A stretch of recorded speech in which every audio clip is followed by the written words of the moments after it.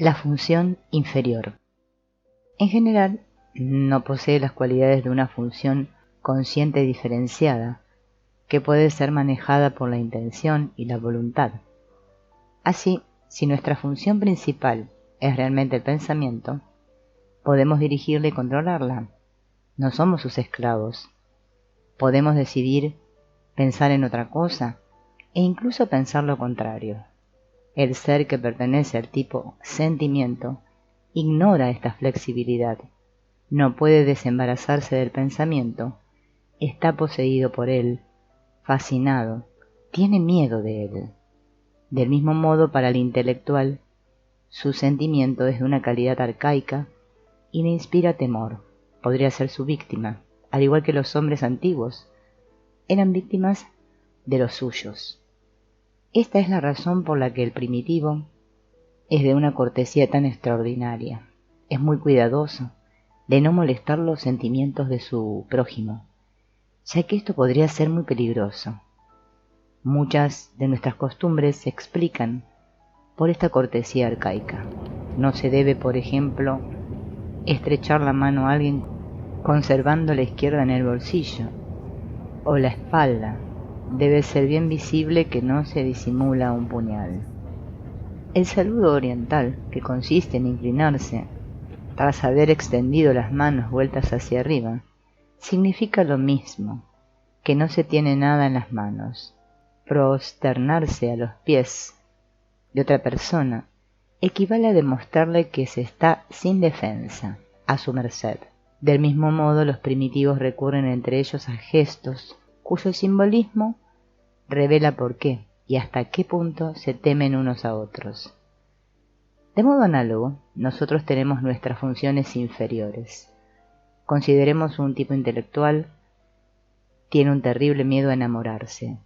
Juzgaremos sus temores insensatos y, sin embargo, probablemente tiene razón, pues el enamorarse podría llevarle a hacer locuras. Por otra parte, hay de las máximas posibilidades de que caiga en las redes de alguna coqueta o de que ponga los ojos en una mujer que no le convenga, pues su sentimiento no reacciona más que ante un tipo de mujeres fatales, en el fondo primitivas. Esta es la razón por la que muchos intelectuales tienen tendencia a casarse por debajo de su nivel. Se enamoran de una campesina o de su criada, víctimas de sentimientos arcaicos cuyas trampas ignoran. Así pues, tienen razón en desconfiar de sus sentimientos, que pueden llevarles a cometer tonterías. En su intelecto son fuertes, intachables y capaces de mantenerse firmes por sus propios medios, pero en el campo de sus sentimientos son influenciables, inestables, y lo comprenden. No intenten jamás forzar el sentimiento de un intelectual, lo controla con mano de hierro, pues lo siente peligroso.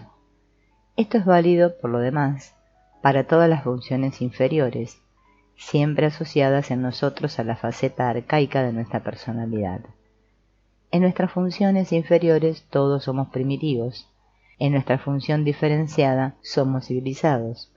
Nos creemos dueños de una voluntad libre. Ahora bien, una función inferior está completamente desprovista de ella. Constituye un punto débil, una herida abierta a todo lo que apremia por entrar. Muchos de mis lectores se sienten ofuscados por el hecho de que yo llame al sentimiento una función racional. En particular, todos aquellos para quienes el sentimiento es el auxiliar de una función irracional, sensación o intuición, que desempeña el papel de función principal, pues tanto el pensamiento como el sentimiento pueden ser la función auxiliar de una función irracional principal. Ahora bien, una función principal es como el ocultar predilecto de toda nuestra vida mental, ocular que, presidiendo la percepción de todas nuestras visiones, tanto exteriores como interiores, somete a los rayos que lo atraviesan a las leyes de su propia refracción. Es decir, que el pensamiento o el sentimiento, percibidos a través del ocular de una función irracional, saldrán de él adornados de irracionalismo, para aparecer bajo esta luz en nuestra introspección. Estas personas a las que aludimos experimentan, pues, su sentimiento como algo irracional. Inversamente, cuando es una función racional la que preside nuestra vida mental, las funciones irracionales tienen un sello de razón. Su irracionalismo esencial palidece al penetrar hasta el centro elaborador de nuestras concepciones y se impregna de los únicos elementos racionales que allí se admiten. Así se explican esas conversaciones en las que dos personas que hablan del sentimiento, por ejemplo, hacen que este término, por el juego de sus disposiciones naturales, signifique cosas muy diferentes.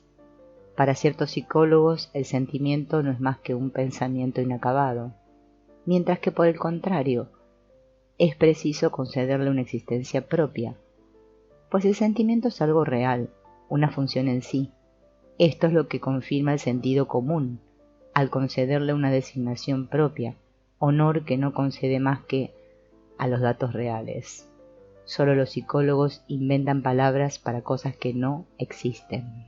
El pensador profundo tiene a su sentimiento bajo el control de su pensamiento y no le deja fundir sino sentimientos racionales que serán cultivados, estimados, mientras que los sentimientos irracionales serán puestos en la picota, rechazados desde sus primeros vaguidos, es decir, repelidos al inconsciente.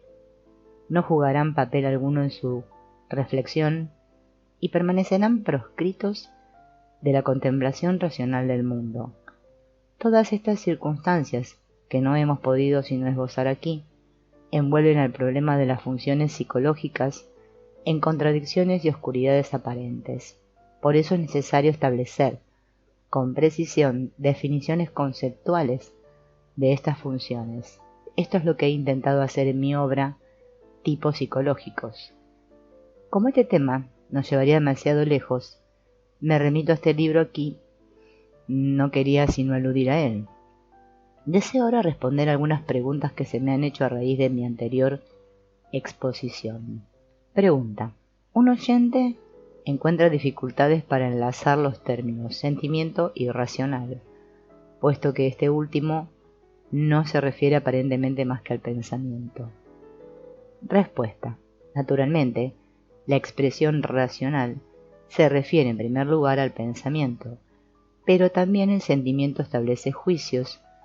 Juzgamos también con nuestro sentimiento, que tiene su lógica particular. Los juicios que el sentimiento hace no son el resultado de un movimiento interior absolutamente consecuente. Nos comportamos según los juicios de nuestro sentimiento y somos capaces de fundarlos.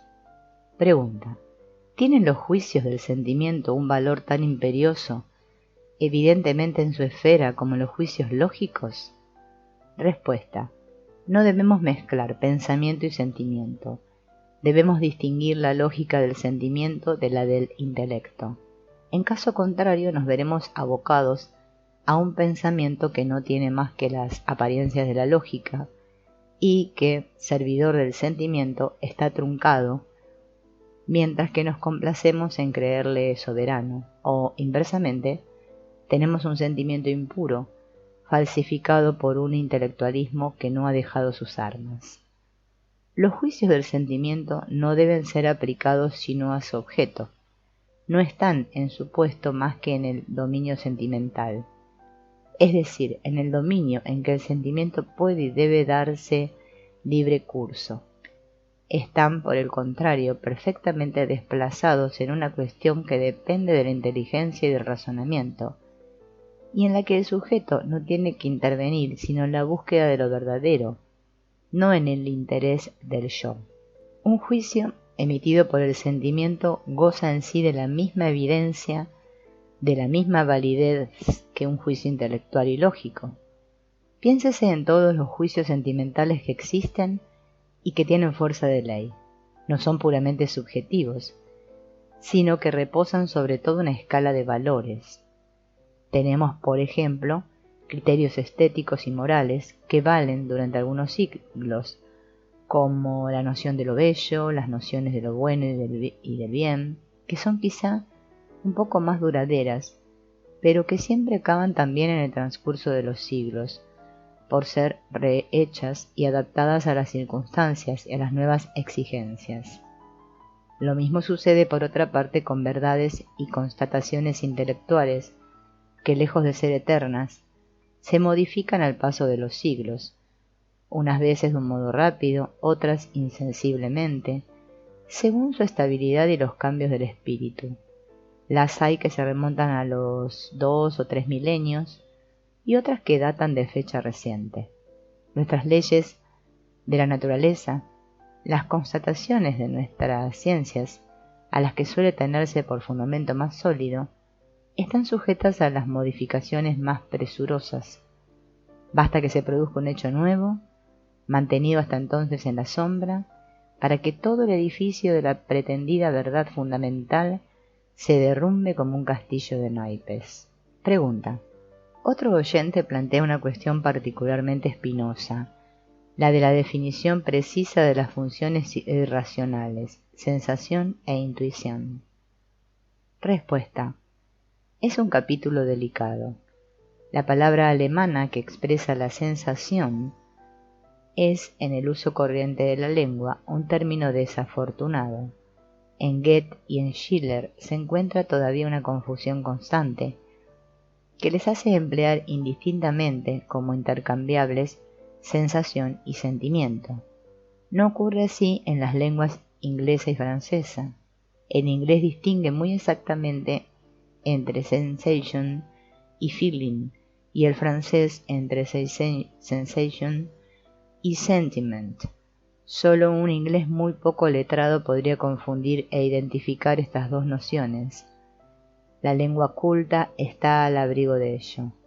Mientras que esta confusión es corriente en alemán, es interesante para la psicología de los pueblos el que la lengua alemana presente una distinción insuficiente de estos dos datos, pues las funciones menos diferenciadas tienen en efecto, a causa de su inconsciencia relativa, tendencia a identificarse, a fundirse una en la otra. En el inconsciente todo figura, por así decirlo, codo con codo, fundiéndose cada cosa diferenciada en el todo. Es esta una de las particularidades que distinguen al inconsciente del consciente y que los oponen. En el inconsciente no hay discriminación absoluta, ni separación, ni siquiera respecto al consciente, lo que permite a estas dos esferas de nuestra alma compenetrarse mutuamente, siendo el inconsciente la matriz donde la conciencia bebe sus posibilidades de combinarlos siempre renovadas. Sin duda, es por esta contaminación general por lo que se produce en la conciencia alemana la confusión del sentimiento y la sensación. Además, otra confusión, la del sentimiento y la intuición, es todavía en nuestros días muy frecuente en alemán. Durante mucho tiempo no ha existido término científico para expresar la intuición, y por eso se recurrió a la palabra latina. En inglés es peor todavía, no se dispone sino de la palabra intuition, que se emplea también en el lenguaje corriente y que por este hecho pierde muchas de sus virtudes para designar una noción científica. La noción de sensación en alemán está ligada por un lado a la de presentimiento, a la de intuición y por otro a la de sentimiento. Se utilizan los términos de sensación y de sentimiento indiferentemente para estos tres órdenes de datos psicológicos, como si se tratara de la misma cosa.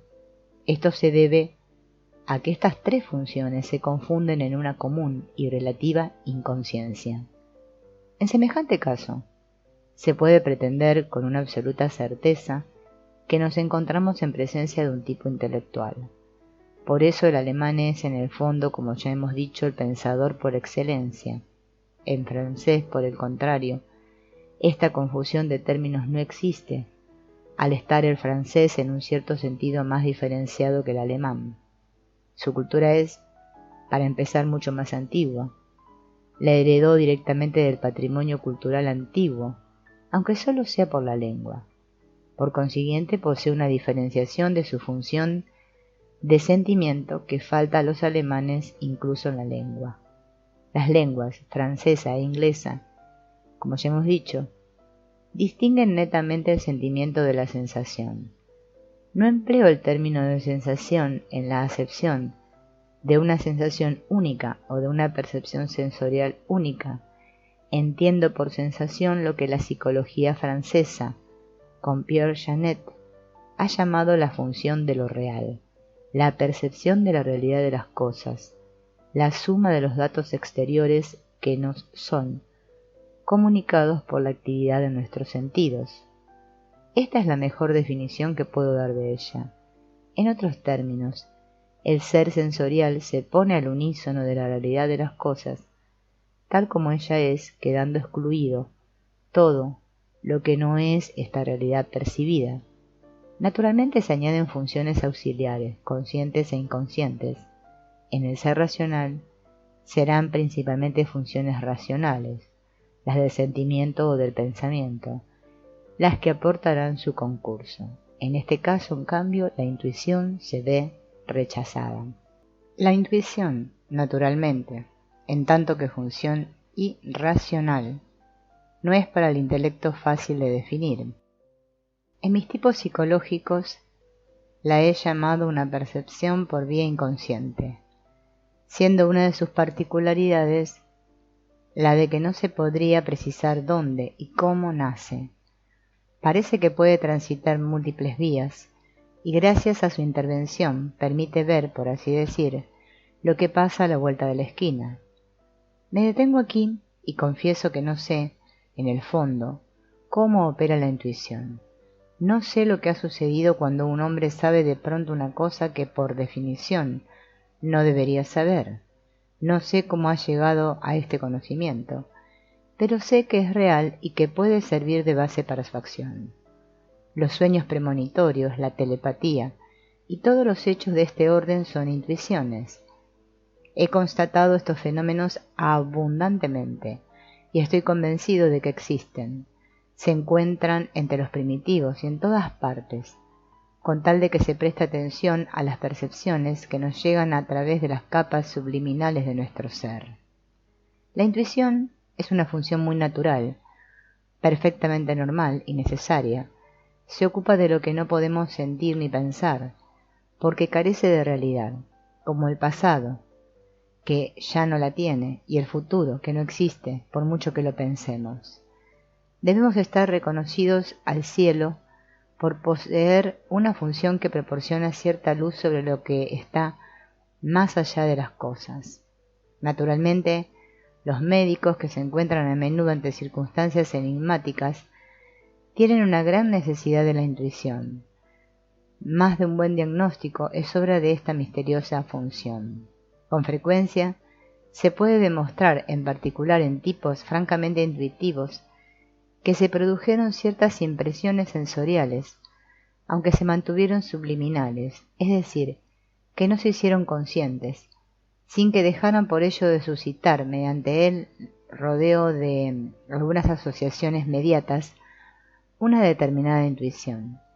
He aquí un ejemplo. Yo tenía una enferma que desde hacía algún tiempo venía a mi consulta. La recibí una bella mañana en la casita de mi jardín, que tiene en sus 4 costados puertas y ventanas. Como éstas estaban todas abiertas, era imposible percibir el menor olor en aquel lugar. Me disponía a entablar la conversación y preguntarle lo que había soñado, cuando ella me dijo de improviso: «Esta mañana ha recibido usted antes de mí a un hombre». «¿Cómo lo sabe?», le pregunté, sorprendido. «He tenido de pronto esa impresión». Mi mirada cayó entonces sobre un cenicero que contenía todavía varias colillas de cigarrillos. Por otra parte, era aún muy temprano y resultaba improbable que una dama hubiera venido a mi consulta tan de mañana. Además, mi paciente sabía que yo no fumaba cigarrillos. Así pues, de este conjunto de hechos tenues, ella había concluido que no se podía tratar sino de un visitante masculino. y esta conclusión inconsciente se había abierto paso en ella sin que se percatara hasta su esfera consciente. Así es como, a partir de percepciones subliminales, surgen a menudo lo que llamamos intuiciones. Ello no debe sorprendernos, pues el tipo intuitivo se consagra con la más rigurosa consecuencia a suplantar en él la realidad de las cosas tal como ellas son. Para él, la verdad que importa es su atmósfera, su clima. Por eso el intuitivo se siente incómodo, desgraciado como las piedras, cuando se encuentra dentro de una situación real, una situación ya completa, desprovista de virtualidades nuevas. Es para él como una verdadera prisión. Incapaz de sufrirla, siente la necesidad inmediata de forzar la red que le encierra. Tales son los intuitivos que mariposean perpetuamente en el mundo, sin soportar la realidad de las cosas y huyéndola. Este comportamiento puede llevar sus ramificaciones muy lejos, tan lejos que un intuitivo puede llegar, por ejemplo, a perder la sensación de su corporeidad, la sensación que tiene de su cuerpo. Yo he conocido el caso de una dama intuitiva que tuvo esta experiencia. Al regresar un buen día a su casa, descubre, inopinadamente durante el camino, la posibilidad y la existencia de un nuevo problema. Fascinada por ello, se sienta en un banco, a pesar de que la temperatura es de 5 grados bajo cero, sumida en sus reflexiones, que prosigue sin preocuparse de la temperatura ambiente. Contrae un serio enfriamiento que la hace guardar cama durante varias semanas. He aquí otro ejemplo, una mujer intuitiva, que gozaba por otra parte de un excelente equilibrio psíquico, se vio asaltada durante una consulta por un montón de problemas complejos y de cuestiones inauditas. Yo le pregunté, ¿de dónde saca usted todo ese amasijo? Este punto constituía para mí, ante todo, un perfecto enigma. Poco a poco tuve la intuición, también en mí se trataba de una intuición, de que había debajo algo de tipo corporal. Le pregunté si había desayunado. No, había olvidado por completo hacerlo, simplemente tenía hambre. Hice que le trajeran una taza de té y un poco de pan, y los problemas se esfumaron como habían venido. El hambre contenida había sido el origen de aquella perturbación. Los intuitivos pueden ser ciegos para la realidad de las cosas hasta un grado increíble. He conocido también el caso de un paciente que de pronto dejó de percibir el ruido de sus pasos contra el suelo. Se sintió tan asustado por ello que inició inmediatamente un tratamiento. Todavía podríamos hablar largamente sobre las nociones de intuición y de sensación, pero creo que lo que acontece bastará para comprender el sentido de ambas. Tras haber respondido a las cuestiones planteadas, que nos han hecho volver atrás, prosigamos ya nuestra exposición. Hemos hablado hasta ahora de las 4 funciones que contribuyen a la orientación de la conciencia, y nos hemos enfrentado con el tema de la orientación en el espacio psicológico interior. He citado ya 3 elementos que ayudan a esta orientación. 1. La memoria, es decir, la suma de recuerdos y la facultad de reproducir materiales anteriormente registrados. 2. Las contribuciones subjetivas de las funciones. No supongo que hayan ustedes captado de un modo completo esta cuestión, que forma parte de las más difíciles de toda la psicología. Las contribuciones subjetivas están, por otra parte, dentro de la dependencia de cierto tabú. Cuando conversamos con nosotros mismos o con un interlocutor, nos cuidamos siempre de pensar y decir precisamente lo que decimos, y de callar lo que quizá podemos pensar al margen, y que sería capaz de contrarrestar peligrosamente nuestra intención.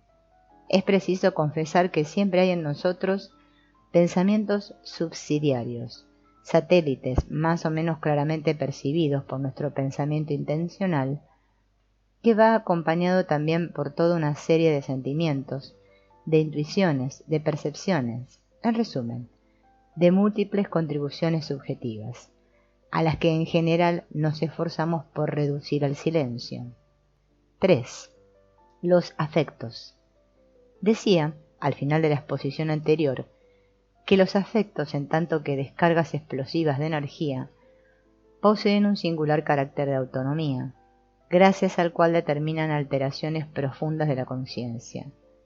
Los afectos son potencias autónomas con la misma razón, por ejemplo, que los espíritus malignos de los primitivos.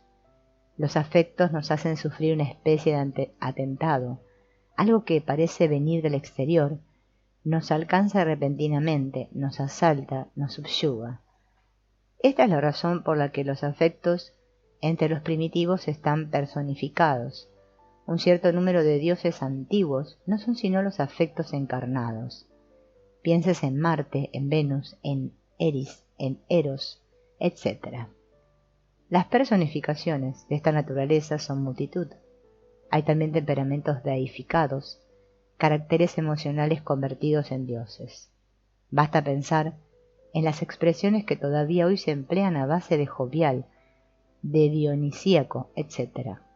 Deriva todo ello de la autonomía, que es el atributo de los afectos y que en cierto modo invita a personificarlos. La antigüedad, para expresar el flechazo, no sabía sino invocar los dardos del dios Amor. O bien, para la cólera era Eris quien arrojaba la manzana de la discordia entre los hombres. Esta es la forma en que los primitivos sienten los afectos, que sólo tienen significado para aquellos a quienes les afectan. Ellos suponen que el sujeto víctima de un afecto está poseído por un espíritu. Cuando, por ejemplo, un rey negro estornuda, todos los cortesanos se prosternan durante 5 minutos, pues ha penetrado un alma nueva en él. Del mismo modo, los espíritus a los que se hace responsable de las enfermedades son personificados y tratados como humanos. Se les da alimento y se les prescribe morada, en la que no se desespera de llegar a encerrarlos. Llegamos ahora a un cuarto elemento. Los afectos, como acabo de decir, constituyen como explosiones súbitas. La vida psíquica presenta otras particularidades que no son ya explosiones, sino la irrupción en la conciencia y su invasión por parte de contenidos inusitados. Es como si algo nos cayera en el cerebro a través de la caja craneana. Por eso yo prefiero a la denominación de pensamiento súbito, y que no se sabe de dónde viene. La de irrupción del inconsciente. Surgen contenidos inconscientes y se revelan de pronto en la conciencia, como relámpagos en un cielo sereno. Se trata en general de una especie de fantasías o de fragmentos de fantasías que se agregan a la conciencia con fragor afectivo, o más concretamente sin este fragor. Pueden concretarse en forma de una impresión repentina, de una opinión, de un prejuicio, de una ilusión o incluso de alucinaciones que se encuentran igualmente bajo la latitud de lo normal. En general, solemos esforzarnos por callar estos acontecimientos, pues se les siente como algo incongruente, de lo que no nos gusta hablar. No fue pequeño mi asombro cuando al llegar a conocer un poco más profundamente a los hombres, comprobé cuán frecuentes son estas extrañas experiencias. Son numerosas las personas que han tenido al menos una época en el curso de su existencia, durante la cual cosas singulares de esta especie hicieron irrupción en su conciencia, inspirándoles una profunda angustia y una aprehensión que, unidas a la sensación de incongruencia, son los residuos de un antiguo tabú. Los primitivos tienen un temor tan sagrado de los espíritus que es ya sacrilegio pronunciar su nombre. Más adelante tendremos ocasión de hablar de los complejos, que son también magnitudes autónomas y que están asimismo bajo el influjo de un tabú. Cuando alguien, como sabemos, siente algo muy desagradable, no le gusta hablar de ello. Sería faltar al buen tono de extenderse en sociedad sobre las propias dificultades psíquicas. Esta tendencia entre los ingleses es todavía más acentuada que en otras partes. Para ellos, poseer un alma sería una equivocación mundana, y mayor todavía el ponerlo en relieve, una conversación sobre temas filosóficos que hagan alusión a su existencia cae dentro del mismo tabú mundano. Estas circunstancias exigen entre los primitivos una observancia todavía más intransigente que entre los civilizados, y la pena de muerte castiga a veces la infracción del silencio que debe rodearlas. Entre nosotros, la prohibición de hablar de ciertas cosas que en sí mismas acaso no serían penosas, pero que están bajo una reserva contra la que no se debe atentar, representa una supervivencia de este orden de hechos. Nos vemos pues impedidos de hablar de las cosas más interesantes porque están incluidas en dominios prohibidos. La mayor prudencia y la cortesía más refinada son puestas en juego en cuanto se trata de estas cuestiones. Como prueba de ello me basta la diferencia extraordinaria que testimonian los primitivos en relación con todo lo que se relaciona con los espíritus. Por medio de estas 4 categorías de hechos psicológicos, hemos recorrido casi todos los datos que importaba citar aquí. Intentemos resumir lo que hemos dicho en un esquema que venga a completar el esquema 1. El campo de nuestra visión psicológica lo podemos representar, si les parece, por este esquema 3, que es como un vasto espacio, algunas de cuyas parcelas se encuentran iluminadas, y junto a las cuales hay todavía un mundo de oscuridad, el mundo interior oscuro, del que no tenemos una imagen clara y del que no captamos jamás sino fragmentos. Es un poco como si en esta sala yo viera tan pronto a una señora como aquella otra, pero sin ver jamás a todo el auditorio. Tendría pues la impresión, en un momento dado, de que no hay aquí nadie más que esta señora, o que la primera ha sido reemplazada por la segunda, a la que vería a su tiempo. Así ocurre en nuestro espacio interior. En realidad, tenemos además cierta presciencia global del conjunto, no por ello menos recubierta por una sombra profunda. Al parecer, el haz luminoso de nuestra conciencia es limitado, y esta limitación nos incapacita para aprender normalmente más de un estado psíquico a la vez. Ello es particularmente cierto cuando estamos bajo el influjo de un afecto que capta toda nuestra atención y todos nuestros pensamientos, y durante el cual no podríamos pensar en otra cosa. Si estamos violentamente irritados, no podemos vivir sino nuestra cólera, y no lograremos, mientras dure esta, apartar de nuestro espíritu fascinado los pensamientos que ella nos inspira. Toda la parte inferior del diámetro, AA, es el mundo oscuro. Tenemos que situar, ante todo, en este, como en su periferia, las irrupciones del inconsciente, a las que no se puede comparar con exclamaciones que vinieran, por ejemplo, a interrumpir ahora el hilo de mi conferencia. Luego, ya más próximos al yo, vienen los afectos, después todavía más próximas las contribuciones subjetivas de las funciones, que están al alcance del yo, que no poseen ya autonomía, lo que las diferencia de los afectos, y a las que se puede, en cierta medida, acomodar, según se quiera. Puedo, por ejemplo, decir: «Buenos días, mi querido señor, encantado de conocerle», sin que ello me impida pensar, para mí, que el diablo se lo lleve. Este último pensamiento es puesto a un lado, se mantiene secreto gracias a un imperceptible esfuerzo de voluntad, al no ejercer las contribuciones subjetivas sobre el yo, el influjo que caracteriza a los afectos y a las irrupciones del inconsciente. Si fuera un afecto el que me inspira ese, que se pudra por ahí, no podría ya, a menos de no ser un virtuoso de la represión, impedirme proferir de la imprecación, a no ser al precio de un gran esfuerzo. En fin, en proximidad inmediata del yo hemos representado los recuerdos. En su zona, nuestra actividad intencional es en cierta medida soberana, pero en cierta medida solo, pues los recuerdos también pueden comportarse de forma espontánea, emergiendo de improviso, sin que se sepa cómo ni por qué, provocando nuestra alegría o nuestra tristeza, llegando incluso a veces a la obsesión. Esta última se produce cuando las capas inferiores de nuestra psique son la sede de una especie de impulso volcánico que impone a la conciencia determinados materiales.